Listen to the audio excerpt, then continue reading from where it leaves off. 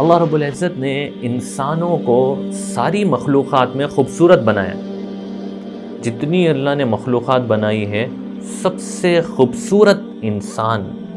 اس لیے قرآن میں کہا لَقَدْ خَلَقْنَا الْإِنسَانَ فِي أَحْسَنِ تَقْوِيمٍ. سب سے خوبصورت سانچے میں ڈھال کر اللہ نے انسان کو پیدا کیا ہے. پھر انسانوں میں بھی مردوں سے زیادہ خوبصورت اللہ نے عورتوں کو بنایا. فطری خوبصورتی اللہ نے ان کو دی ہے.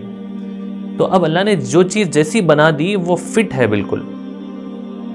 اس کو بعض چیزوں میں تبدیل کرنے کی اجازت شریعت نے بالکل نہیں دی ہے.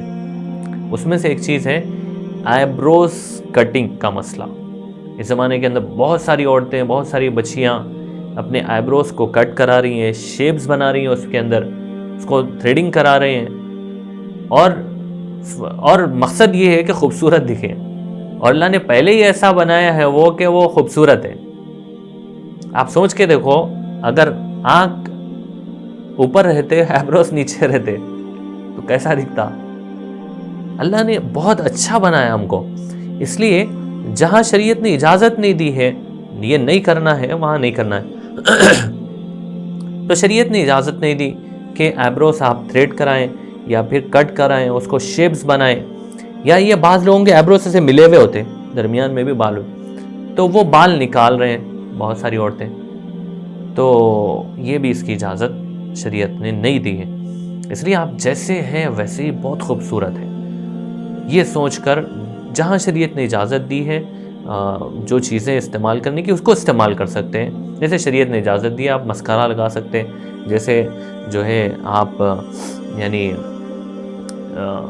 شریعت کے دائرے میں رہتے ہوئے میک اپ کر سکتے ہیں، اس کی اجازت دی ہے. لیکن آئیبروز بنانے کی اجازت شریعت نے نہیں دی ہے. اس لیے اس سے بچنا چاہیے.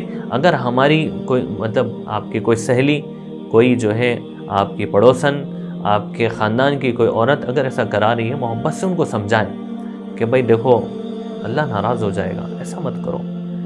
جو شریعت کے دائرے میں رہ کے جو آپ میک اپ کر سکتے ہیں وہ کریں. جہاں شریعت نے منع کیا، پہلے شریعت پھر بعد میں میک اپ. تو اس کو یاد رکھیں تاکہ آخرت میں ہم جو ہے پکڑ میں نہیں آئیں، کیونکہ آئیبروز بنانا جائز نہیں ہے، ناجائز ہے. اللہ پاک اس کو سمجھنے کی توفیق عطا فرمائے.